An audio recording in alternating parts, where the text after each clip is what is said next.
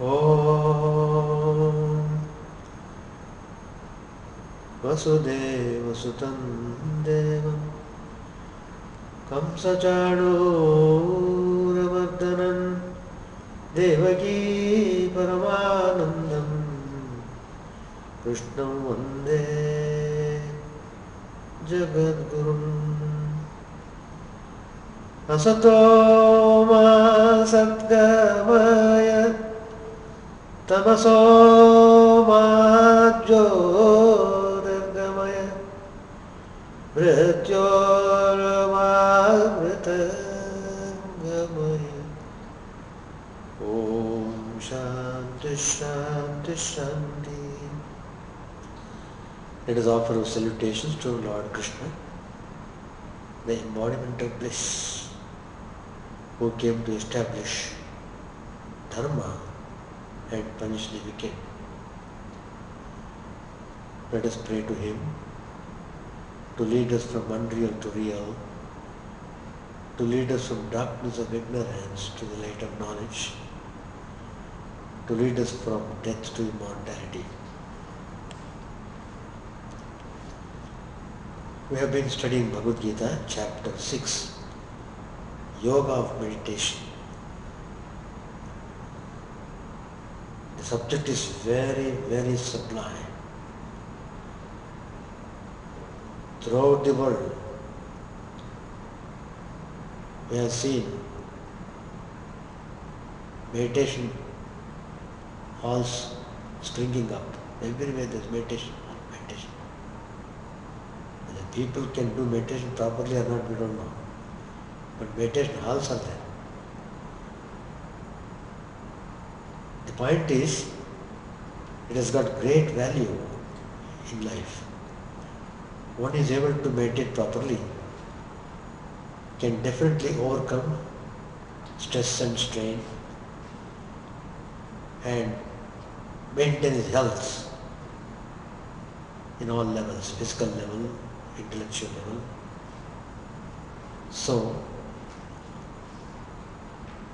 but it's very important to know the technique of meditation. Meditation does not simply mean closing the eyes and sitting. Meditation means what exactly your mind is thinking about. That's the point.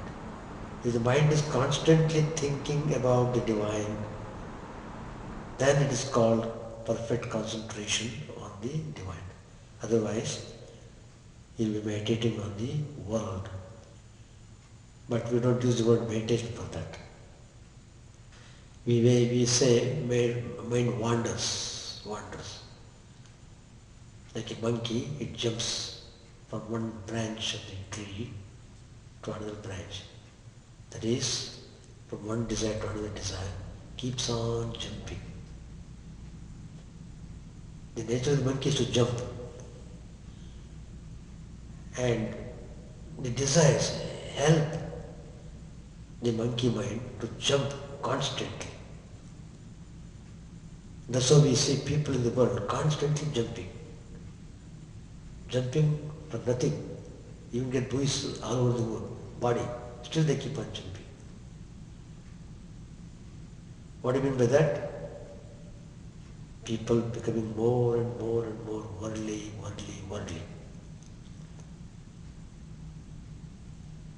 The more you are becoming worldly means the more you are jumping like a monkey. That means you are establishing yourself very firmly that you should be born again as a monkey in the next birth. Monkeyness of the mind is because of worldliness. As long as you are worldly, you are really monkey, though not in the physical form, but in the mental form, you are worse than monkey. Sometimes even monkey behave well, but men do not. That's a very tragic part. Anyway, but God's universal laws are so perfect. He makes everything automatic. He is there, witnessing everything, at the same time is watching how the people behave. in various circumstances. Everybody talks about God. Worldly man also talks about God. In fact, he talks more about God than the spiritual person. Every now and then you see people telling, oh God, oh God, oh God. It means nothing. That means dry. They use the word without any meaning, without any feeling, without any faith or belief. On the other hand, they hate. I was very astonished to hear that in America, people in general, not all people, people in general, they hate the word God. Why? Because it obstructs their enjoyment. Somebody told, what is in America? Sex and money. That's all, nothing else. If you want sex and money, go to America. So that means indulging in sex in America is considered not very unimportant. But it is very important how people lose their brain, how people commit all sorts of crimes, unthinkable. But nobody can escape whatever way he acts upon in this life. He has to reap the fruit of it, good and bad. As you sow, so you reap. The famous statement in all the scriptures, all the Mahatmas have said that. As you sow, so you reap. Finished. You can't put the blame upon others. You suffer because you underwent some wrong things you did. So you are paying the tax for that. You have to pay tax. So that's the way it is. But the person who has raised to the highest level through meditation, one who establishes himself firmly on the divine nature of the Atman within himself, he is called a yogi,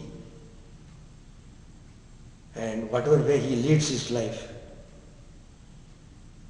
he lives in God only. That is verse number 31. We have finished 30 verses. 31 is the verse in chapter 6, Yoga of Meditation. Sarva bhuta sthitam yomam bhajatyekattvamastitaha sarvata vartamanopi sayogi mai vartate. Lord Krishna says, he who having been established in oneness worships me, dwelling in all beings, that yogi, in whatever way he leads his life, lives in me. Because he has realized the truth that everything is nothing but divine consciousness. He is well established in that reality. So, whatever way he leads the life, he does not lose sight of his realization. That's the beauty part of it. On account of some circumstances, some situations, man may live a certain way of life. For example, a person, for unknown reason, might have lost everything and become worse than a beggar. But he has to live. He takes some sort of job, very menial job in which he has no training, just to earn the money. But if he is well established in the truth, he is never lost. Shri Krishna assures that person constantly lives in me. Shri Krishna, the Lord of the universe, Purushottama, the Supreme Being of the universe, lived on this planet like us, giving us the nectar of spirituality through the teachings of Bhagavad Gita. If you follow it, you will be blessed. You can take Bhagavad Gita itself as a guru. Follow what Bhagavad Gita tells strictly. Live the life, however hard it may be difficult, and you will succeed. The success of the spiritual life depends upon the purity of mind. For various reasons we have degraded the mind, we have made the mind really hopeless, and without mind you can't raise up. This is the problem all of us are facing. Mind, you have to catch hold of your mind, make friendly, and try to train the mind, try to raise up. No easy solution. The more worldly you become, the more stubborn the mind becomes, and you become slave of the mind. Slave of the mind means slave of desires. No end to desires. Well, it is like that. And there is a famous episode in Mahabharata. It comes in Vanaparva. And you know, Lord Krishna said, whatever way the person lives, if he has established in oneness, he is always in me and I'm always in him. He is always aware of my presence in him. So this point has been highlighted in the episode given in Mahabharata. The three characters are there here in this episode, most famous episode. One character is a Brahmin sannyasi. Second one, a housewife.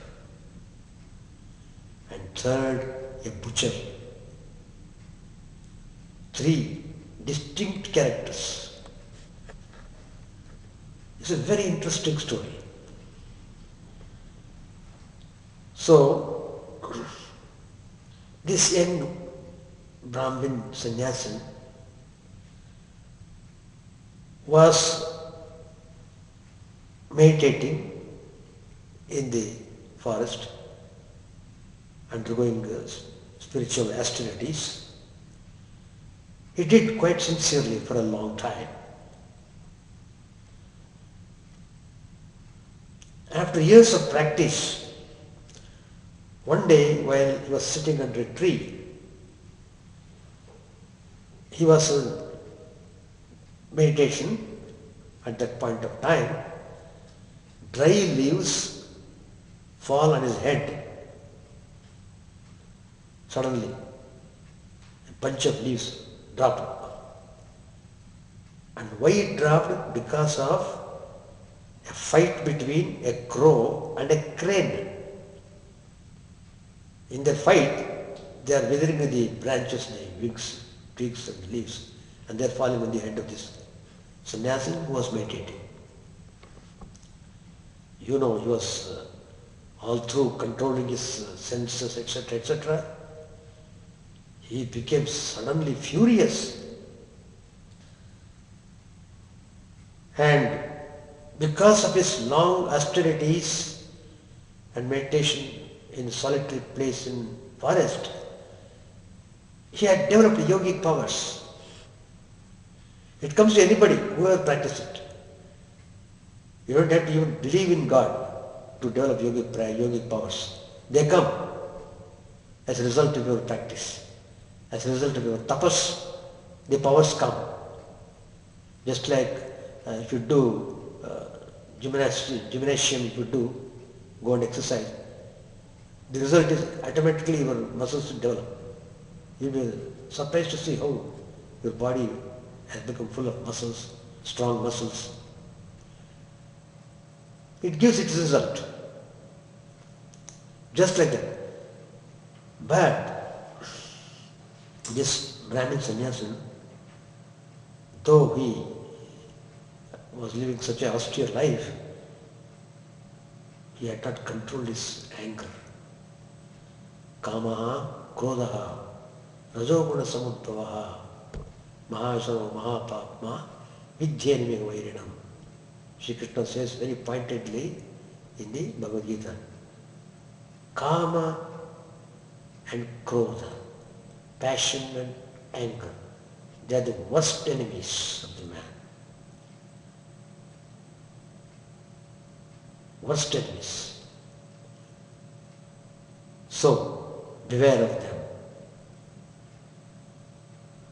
Well, this Brahmin sannyasi, in that angry mood,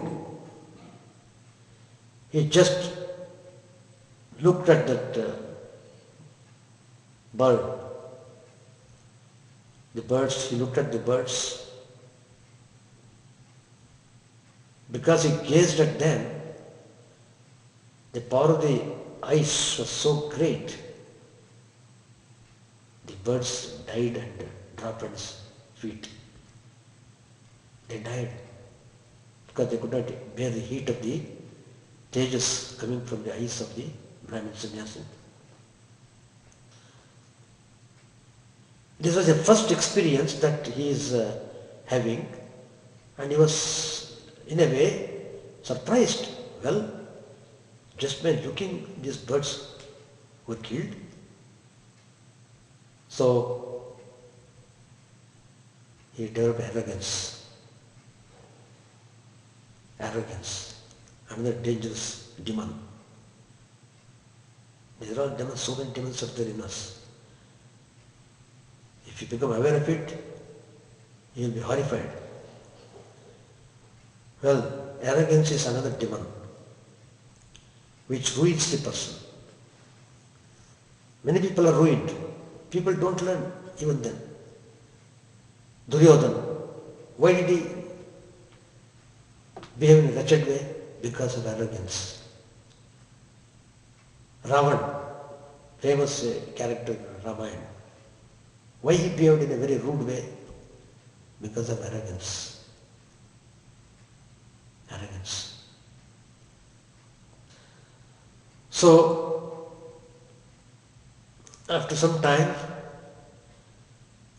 see this sannyasin, he would go for begging food from the house. That was the old tradition. The sannyasin would go to 2 or 3 houses and beg the food and eat. So he goes to a house and asks for food. Bhavati Bhiksham Dehi. Please give me food. But at that point of time, the housewife was engaged in nursing her husband. So she is deep inside the home. This sannyasin is standing at the entrance of the home asking for bhiksha. And that housewife deep in the house said loudly to wait for some time. Wait for a minute.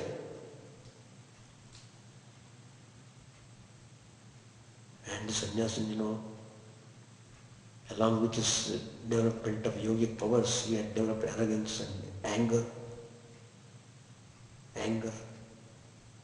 He became again furious. So he began to think, what? You wretched woman, How dare you make me wait? See, the sannyasi telling like this. You do not know my power yet. You do not know my power yet. Like that, he is thinking in his mind. He is not expressing through words externally. But the housewife, she was not an ordinary housewife. Because she was engaged in carrying out her duties towards her husband so thoroughly. She had developed sattvic powers in her mind. She could read anybody.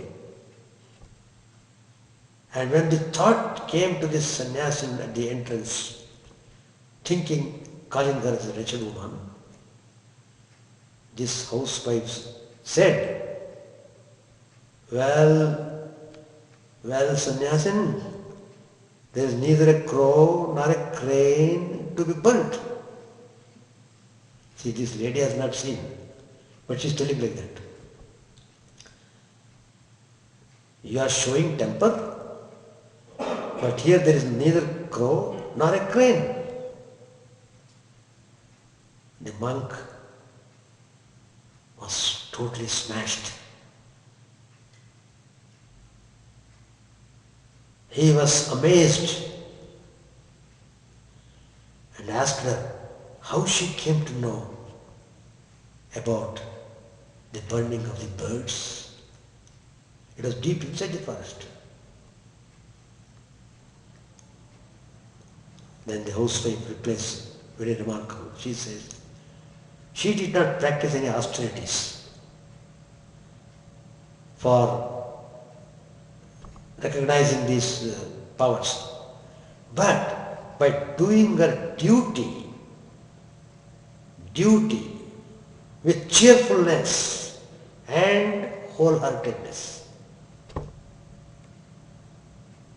Cheerfulness and wholeheartedness. Because of these two qualities, because of her sincerity, she became illumined. And thus she could read his thoughts. Not only that, she further advises that Brahmin sannyasin, she directs him to another person, that is Dharma Vyadha. It means righteous butcher. Butcher, righteous butcher.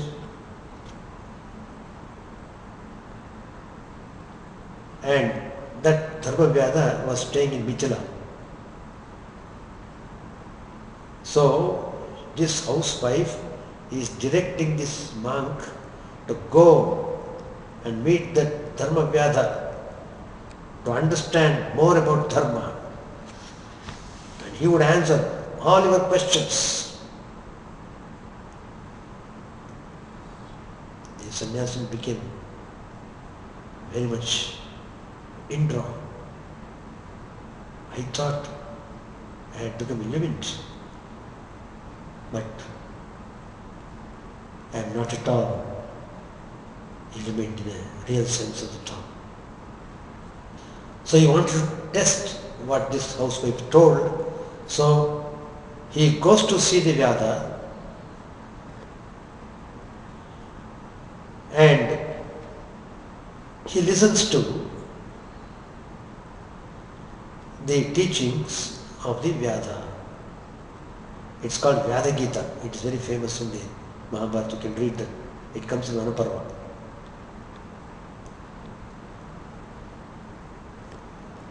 The surprised sannyasin asked the Vyada as to how he could become illumined by doing a filthy, ugly work, every day cutting the meat, etc., killing the birds, animals. He's a butcher, you know. The Vyada says,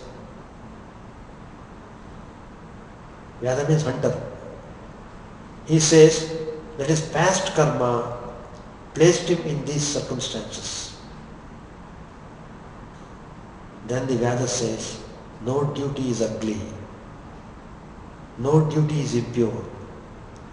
And it is only the way in which the work is done determines its worth.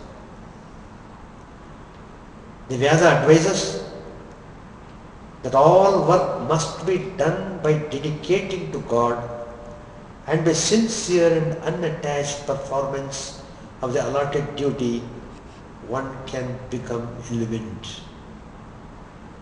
You perform your duty at hand thoroughly, sincerely, without hypocrisy. You will become perfect. So the story describes the importance of performance of swadharma, that is prescribed duty or duty in life. According to the story, a Vyasa considered low by birth, but engaged in dharma and doing good to others, is capable of teaching a Brahmin considered higher by birth, but practices austerities for his own good. The attainment of freedom by the performance of Swadharma is also one of the central teachings of the Bhagavad Gita. Swadharma. Do thy duty. Don't divert your unnecessary attention to other things and careless about doing your duty. Don't do that. Concentrate upon performing your duties at home, at office, everywhere. Be duty conscious. That will save you from all dangers. In a way that purifies the mind. That's the point. That's about verse number 31. Verse number 32. Atmaupamyena sarvatra samam pashyati yorjuna sukham va ideva dukkham sayogi paramomataha. The meaning is, he who looks on the pleasure and pain of all beings as he looks on them in himself, he is regarded as the highest yogi by me. That is, if he sees a person suffering, he feels as if he is suffering. Because the same Atman dwells in everyone, That's why he is moved out of compassion. Let me help that man, he is suffering. Whoso regards the joy or grief of others as his own is the highest yogi. He identifies himself equally with the whole universe. He looks on all as his own self. He regards nothing in this world as being separate from him, and so he would not inflict pain in any form on any creature, but would constantly endeavor to bring happiness to all. That yogi believes and lives universal brotherhood. He really means, not simply telling, he lives. That's the point. By seeing the suffering, the element person immediately moves. He can't tolerate people suffering. He goes out of the way to help them in whatever way it is possible.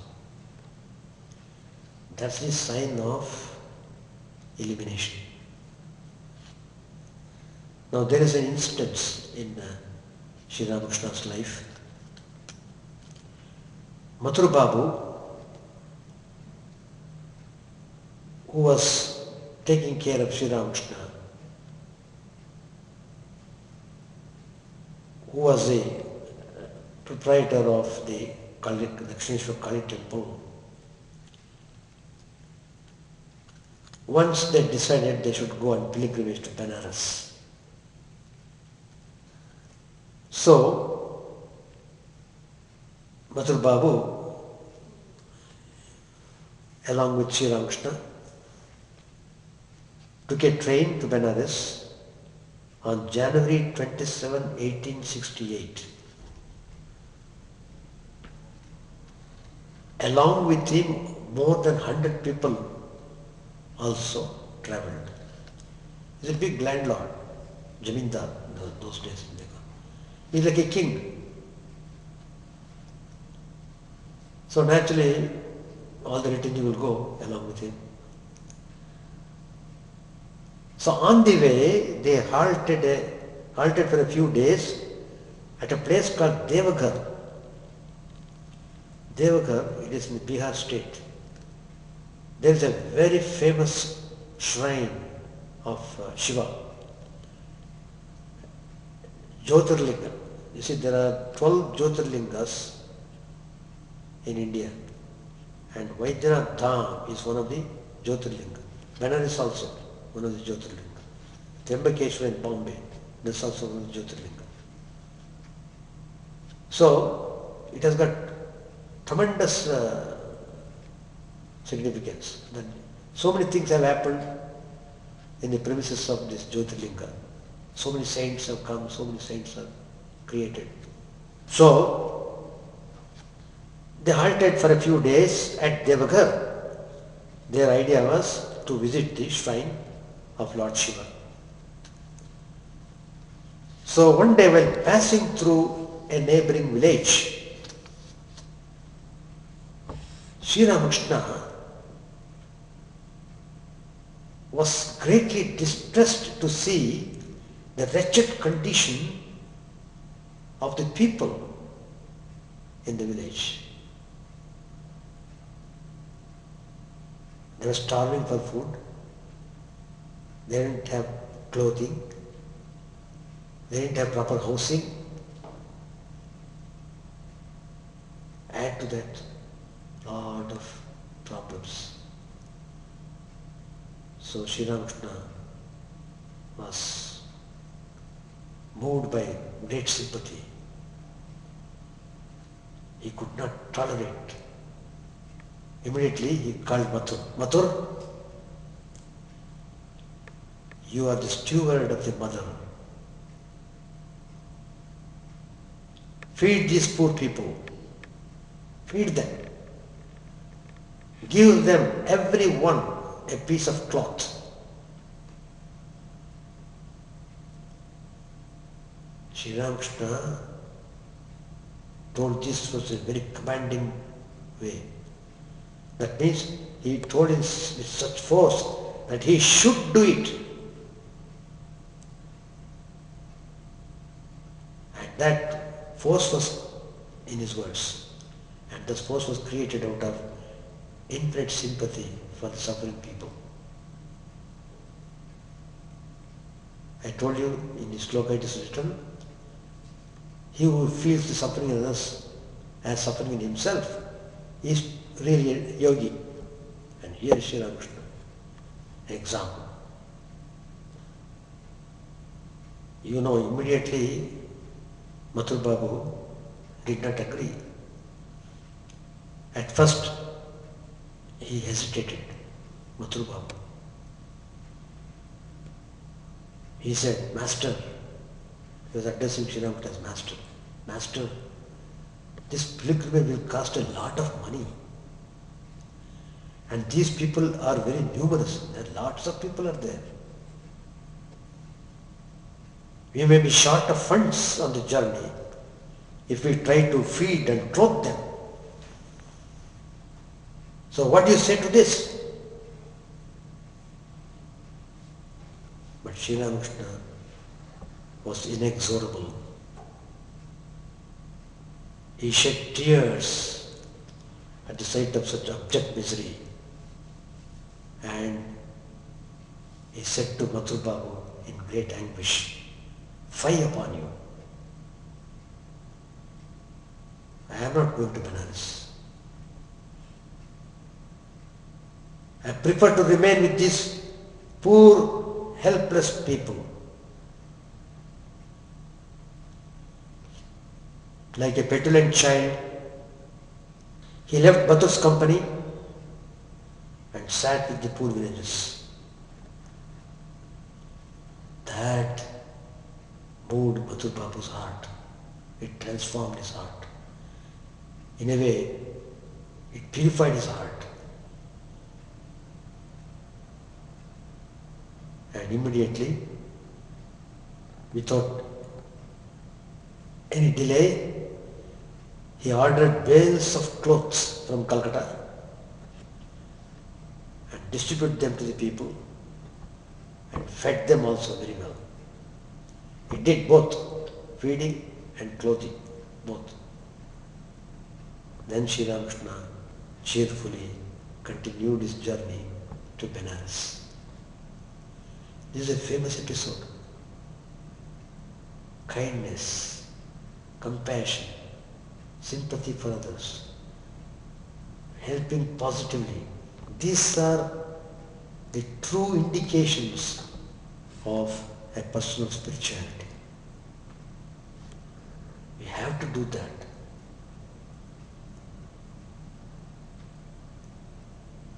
So, that's about Sri Ramakrishna.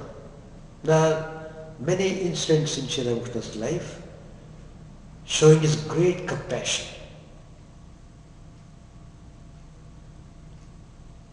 Once a person came and Sri Ramakrishna advised, look, why are you not worshipping the deity in the home? Which is very important. Why are you neglecting your life? Come here. I will initiate you into the mantra of Lord Shiva. From now onwards, without fail, offer worship to Shiva.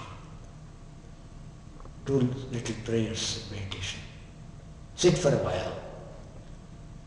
Every day do it. And then come and tell me.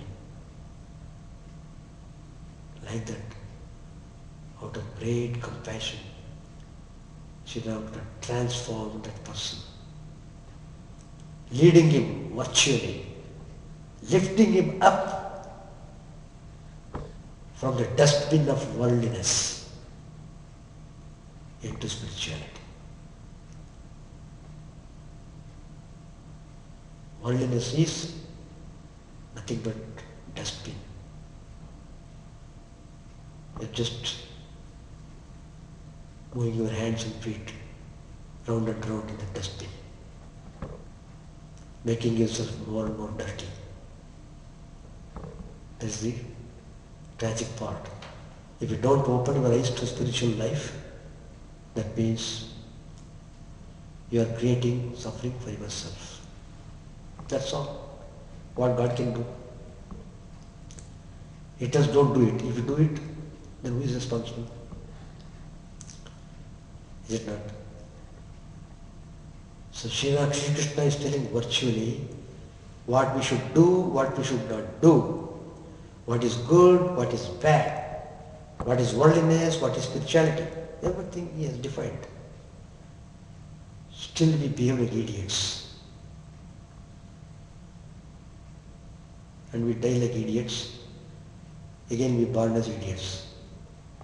So the world continues. Anyway, we have to make effort. Without effort, you will never get anything. Even in worldly life, you have to make effort. What is because spirituality? Do you think that it will drop from the sky and the sky from on your head? Never. You have to struggle very hard. You have to clear off all the dirt of the mind totally. Then only you will have a glimpse of spiritual glory.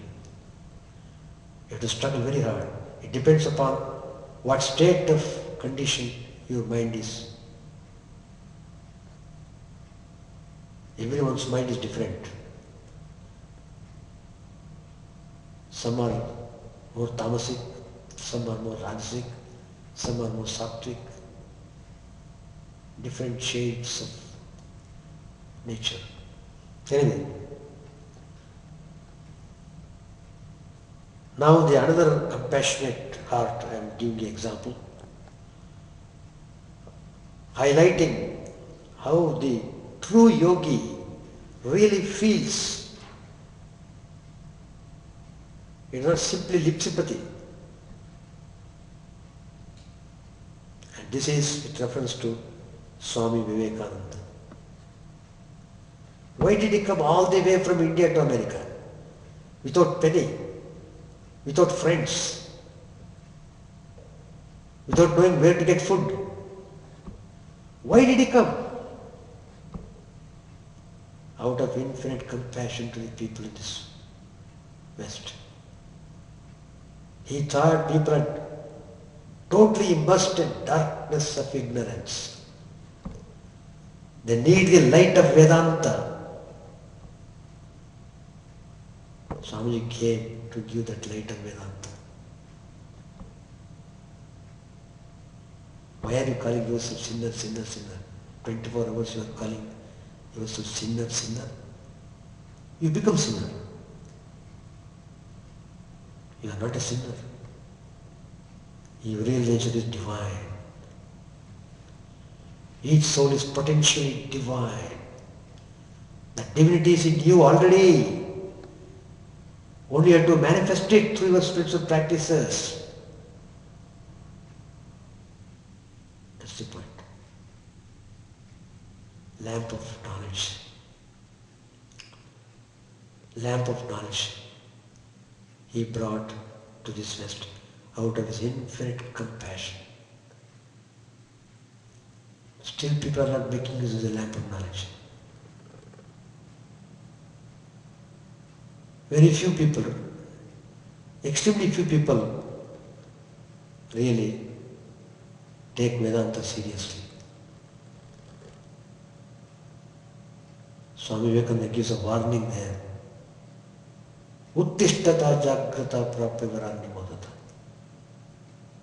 This is a famous phrase taken from Kathopanishad.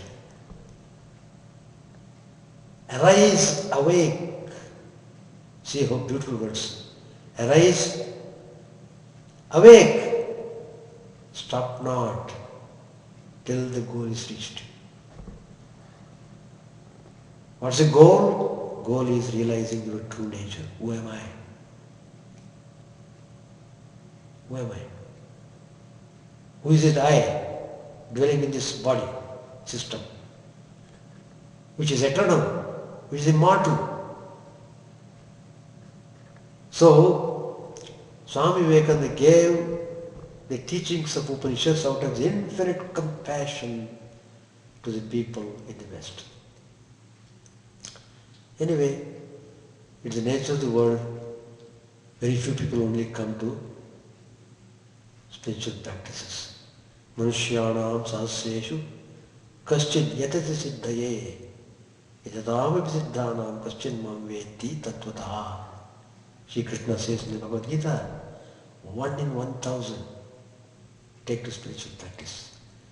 Even among those who take to spiritual practice, 1 in 1,000 really attains.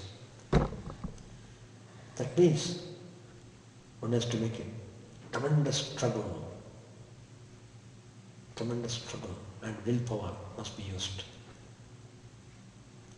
You can't practice spirituality with feeble heart, with no willpower. You can't do that. Nayamatma balihirena labhya. This Atman, the realization of the Atman, is not possible for the weaklings. Weaklings?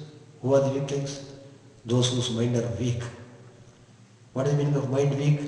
Mind always groping in darkness of enjoyments of the world. You are making the mind more and more weak doing that. Unless the mind becomes strong, how can you think? Like that the story goes. Now here, Swami Vivekananda, infinite compassion, like Buddha. It is compared, they give a comparison. Who is Vivekananda? Whose heart is like Buddha, whose brain is like Shakra. That is Vivekananda. People don't read. People keep on reading dirty novels and watching uses TV shows in the pretext of relaxation and spoil the mind, spoil the health and ruin yourself. That's going on. That's the story. But Shankara's brain, Buddha's heart, combination of these two, Swami Vivekananda. Not only that, who is he? He is none other than Lord Shiva. Bhuvaneshwari Devi, she vowed to Kedareshwar in Benares, "O Lord, give me a son who is pure like yourself." Her prayer was answered. One day, Sri Ramakrishna was in meditation in his room. He saw, with his eyes open, directly, a streak of light, Jyoti, travelling in great speed from Benares to Bhuvaneshwari Devi in Calcutta, entering her womb. Then Sri Ramakrishna says, "My boy has come." This is a unique incarnation. Sri Ramakrishna, Sharda Devi, Vivekananda. Unique incarnation. Still people are so dull. They want to open their eyes. Even if you push their head will not move. Anyway, story is like that, what to do. That means it's not to discourage you I am telling this, we should become awakened. Be hero in the real sense of the term. That's it. The real hero is he who practices spirituality. He is called real hero. Now here, Swami Vivekananda, after coming back from America, he was in Lemont and he saw very poor laborers. They are called Santal laborers, Santal community, working very hard, uneducated. So, but he found their wretched condition. No proper food, no clothing, etc. Again, Swami Vivekananda's heart was so much moved. He told Lemont, "Look, I want all these people must be fed. Prepared sumptuously." Swami Vivekananda himself went and cooked the food. For the first time, all the laborers who were working there, they had glimpse of bliss when Swami Vivekananda fed them with various dishes, food, cooked by himself. They were all in great ecstasy. That is Vivekananda's heart. Love. So, the true yogi is one whose heart melts at the suffering of anybody in the world. Anybody in the world. then you consider him as a true sannyasi, a true yogi. Let us stop here, let us continue next Tuesday. You see the Brahmanji portrait below the altar, that is Brahmanji. Brahmanji was the first president of the Ramakrishna order, a great spiritual son of Sri Ramakrishna.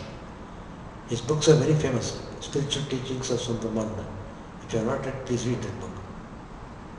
Clear-cut instructions are given how to practice spiritual life. So, that's all.